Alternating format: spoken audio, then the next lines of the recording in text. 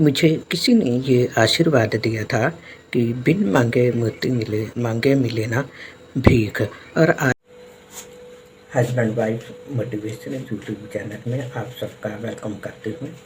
आज की वीडियो में हम लोग देखेंगे कि एक रिटायरमेंट इंसान जो होता है वो अपनी रिटायरमेंट के बाद किस प्रकार सुखी रह सकता है। तो वीडियो में काफ़ी अच्छी बातें बताई हुई हैं और मैं आप लोगों को यही कहना चाहती हूँ कि आप पूरी वीडियो को एंड तक ज़रूर देखिए। और एंड तक वीडियो देखने के बाद अगर कोई बात आपको पूछना चाहते हैं, आप कोई भी बात, तो आप कमेंट ज़रूर कीजिए, क्योंकि कुछ गहराई की बातें हैं जो कि इसमें बताई गई हैं। तो शुरू करते हैं वीडियो को। मुझे किसी ने ये आशीर्वाद दिया था कि बिन मांगे मोती मिले, मांगे मिले ना भीख। और आज मैं इस बात को याद करती हूँ। क्यों याद करती हूँ इसके बारे में मैं आप लोगों को बताना चाहती हूँ कि जब मैंने एक बहुत बड़े हॉस्पिटल से नौकरी छोड़ी थी, तो नौकरी छोड़ने के बाद मेरे पास कोई भी ऐसा साधन नहीं था कि मैं कमाई कर पाऊँ। लेकिन आप लोगों को मैं अपना थोड़ी सी लाइफ के बारे में बताकर और आगे इस विषय पर हम लोग बात करेंगे। जब मैंने नौकरी छोड़ी थी तो यहाँ तक कि मुझे इस तरह के काम भी करने पड़ते थे जो कि शहरों में, जैसे पीस बनाना, घर में रहकर काम करना। वजह क्या थी कि मैंने नौकरी छोड़ दी। और किस उम्र में नौकरी छोड़ी? 32 की एज में मैंने नौकरी छोड़ी। 21 की एज में मैंने ज्वाइन की और 32 की एज में मैंने नौकरी छोड़ दी। जबकि 32 की एज में मेरे पास 3 बच्चे थे। मेरी अनमैरिड लाइफ जो थी बहुत ही बढ़िया लाइफ थी। कोई टेंशन नहीं थी मेरे पास होती, कोई बीमारी नहीं थी मेरे पास, किसी प्रकार से कोई भी मेरे पास परेशानी नहीं थी। लेकिन जैसे ही शादी हुई, परेशानियों में मैं जूझ पड़ी। और कभी ये बात तो याद ही नहीं होती थी कि रिटायरमेंट के बाद क्या बनेगा। कभी भी नहीं, इन बातों का ख्याल ही नहीं था, क्योंकि मेरा जो दिमाग था वो इतना टेंशन फ्री रहता था। माँ बाप का लाड प्यार और हॉस्टल में पढ़ी लिखी होने की वजह से किसी भी बात की कोई भी टेंशन नहीं रहती थी। जब मैंने नौकरी छोड़ी तो उस समय मुझे भी प्रेजेंट टाइम की, यानी कि जो उस समय जो मेरा समय चल रहा था, मैं उस समय के ऊपर गौर किया करती थी कि अब हमारा क्या बनेगा। हमारी कंडीशन एक मिडिल क्लास वाले लोगों से भी बदतर हो चुकी थी। लेकिन कुछ ऐसा समय बीता, जब थोड़ा सा समय बीता तो बहुत से लोग जो कि मुझे मेरी नौकरी छोड़ते वक्त जिन्होंने मुझे बोला था कि नौकरी मत छोड़, चल अपना रिजाइन वापस ले ले। क्योंकि 32 की एज में, 32 की उम्र में नौकरी छोड़ना भी कोई मामूली बात नहीं है। क्योंकि इतना दिमाग में ख्याल ही नहीं होता था, फ्यूचर लाइफ के बारे में कभी नहीं सोचा था। और कभी ना सोचने की वजह जो थी वो ये थी कि मुझे जो आगे का परिवार, ससुराल परिवार जो मिला था, वो उनकी खुद तो वो गरीब थे ही, लेकिन उनकी सोच भी बहुत गरीब थी। और उस गरीब सोच की वजह से मैं खुद भी इतना नहीं सोच पाती थी कि हाँ भाई मुझे आगे क्या करना है। लेकिन आप लोगों को मैं बताना चाहती हूँ कि नौकरी छोड़ने का दुख मुझे बहुत ज़्यादा हुआ था बाद में, जब घर में बहुत लड़ाई झगड़ा रहता था। लेकिन चलो जैसे तैसे, कभी मैं चली जाती घर से और कभी मेरे पति चले जाते, और इस तरीके के साथ 35 वर्ष की लाइफ जो है हमने गुजारी है। लेकिन मैं आप लोगों को एक बहुत बढ़िया बात बताना चाहती हूँ कि रिटायरमेंट के बाद हमें किस तरह के होना चाहिए, हमारी जो लाइफ है कैसे सुखी रह सकती है। ये मैं अपनी लाइफ के एक्सपीरियंस के अनुसार आप लोगों को बता रही हूँ।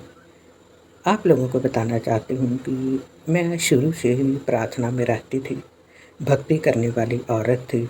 और इसी के साथ मेरे माँ बाप भी भक्ति करने वाले थे, और हमेशा ये सोचती थी कि मेरा अब क्या बनेगा, मेरे बच्चे हैं, अब बच्चों का फ्यूचर भी है, बच्चों का फ्यूचर कैसे बनेगा। तो चलो हम आगे अपनी बात करते हैं कि एक बुज़ुर्ग लाइफ या रिटायरमेंट के बाद इंसान जो होता है उसकी लाइफ किस तरीके की होनी चाहिए। एक बहुत ही बढ़िया बात बताकर आगे मैं आप लोगों के साथ बात शेयर करती हूँ कि जो रिटायरमेंट वाला इंसान होता है उसकी जो ज़िंदगी है वो किस तरीके के साथ होती है और यानी कि होनी चाहिए। पहले तो हम यही बात करेंगे। एक छोटी सी बात बताती हूँ मैं आप लोगों को। एक आदमी था जो कि बहुत ही ज़्यादा यानी कि अमीर था, उसके पास पैसा था, किसी चीज़ की भी उसके पास कमी नहीं थी। और जब इंसान जो है वो थोड़ा बुजुर्ग भी हो जाता है, बड़ी लाइफ में, बड़ी उम्र में जब वो चला जाता है, तो उसको पैसे के साथ प्यार रहता है। और पैसे के साथ भी प्यार रहता है, उसको अपने धन दौलत के साथ भी प्यार रहता है।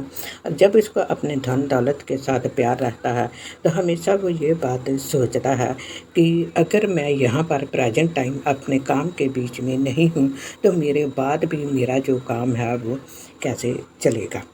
तो हमेशा इस बात के बारे में इंसान सोचता है और सोचना भी सही है।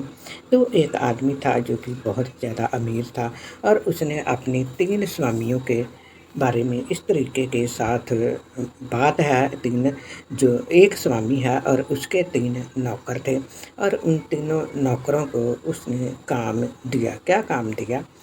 उसने एक नौकर को 5 रुपए दिए और दूसरे नौकर को उसने 2 रुपए दिए और एक नौकर को उसने 1 रुपया दिया। और जो सबसे पहला वाला नौकर था उसको उसने बोला कि ये मैं तुम्हें ये ज़िम्मेवारी है, 5 रुपए की, 2 रुपए की, 1 रुपए की ज़िम्मेवारी उसने उनको दी हुई थी। यानी कि मतलब क्या था कि उससे डबल पैसा कमाना। आजकल ब्याज का काम जो है बहुत ज़्यादा चल रहा है। बहुत से लोग ब्याज पर मतलब पैसा देते हैं और ब्याज पर पैसा देने के बाद उस पैसे को डबल कर लेते हैं। तो ऐसे ही वो मालिक जो था उनको तीनों को उनकी ड्यूटी देकर और चला गया। और बहुत दिनों के बाद जब वो वापस आया तो उसने वापस आकर उन तीनों से उनसे हिसाब मांगा। तो जब उसने हिसाब मांगा तो हिसाब मांगने के बाद 5 वाले ने बताया कि मैंने डबल कर लिया, 2 वाले ने भी बताया कि मैंने डबल कर लिया। लेकिन जो एक वाला था उसने उसको क्या बोला कि मैं डरता था, तो मैंने तेरे 1 रुपए से कुछ भी नहीं कमाया है। मैंने तो ये रुपया लेकर और मिट्टी में दबा दिया था।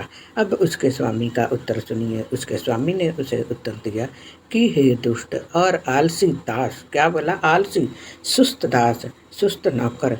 जब ये तू जानता था कि जहाँ मैंने नहीं बोया वहाँ से काटता हूँ और जहाँ मैं नहीं छींटा वहाँ से बटोरता हूँ, तो तुझे चाहिए था कि मेरा रुपया शराफों को दे देता, तब मैं आकर अपना धन ब्याज समेत ले लेता। अब सोचो कि उसने नौकर को क्या बात बोली कि 1 रुपये से भी वो बहुत पैसा कमा सकते हैं।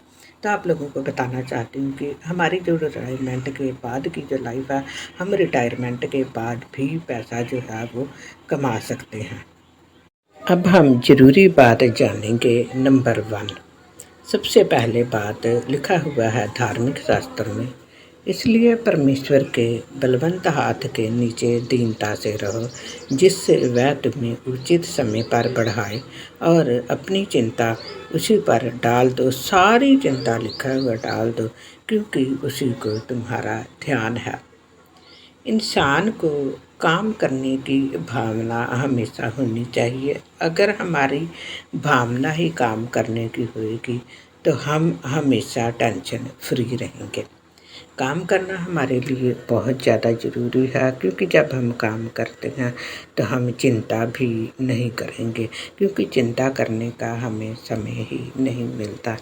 ये मेरे पति की वीडियो है और आप लोगों को बताना चाहती हूँ कि बताया था कि जब हम पिछले समय में हम लोग कमाई नहीं करते, तो यानी कि बुढ़ापे में हमारे पास कमाई ना हो, तो हमारी जो भक्ति होती है वो बुढ़ापे में आके फलदायी होती है। तो बुढ़ापे में फलदायी तभी होएगी जब हम नौकरी करते समय या हमने अपनी जवानी में बहुत ही अच्छा समय गुजारा होगा। तो खुदा जो है वो हमारी चिंता करता है, हमारी सारी ज़रूरतों को वो खुद पूरा करता है। सबसे बड़ी बात यही है कि हमारे अंदर खुदा के प्रति आस्था, खुदा के प्रति विश्वास, खुदा के प्रति ईमानदारी, वफ़ादारी होना जो है वो बहुत ज़्यादा ज़रूरी है। ईमानदारी, वफ़ादारी, आस्था ही हमें हमारी बुढ़ापे की लाइफ में तंदुरुस्त भी रखती है। तो अगर हम जवानी में भी सही नहीं रहते तो बुढ़ापे में भी हम बिल्कुल भी सही नहीं रह सकते। जब रिटायर हो जाता है तो जब वो जॉब कर रहा होता है तो वो 8 से 10 घंटे या 6 घंटे ड्यूटी करता है। नाइट ड्यूटी जो होती है वो 12 घंटे की भी होती है, 14 घंटे की भी हो जाती है जब तक हम लोग ऑफ होते हैं, यानी कि रिपोर्ट देते वक्त। 10 घंटे की, 12 घंटे की ड्यूटी तो होती है, इतना तो मैं जानती हूँ क्योंकि मैंने खुद भी इतनी ड्यूटी की हुई है।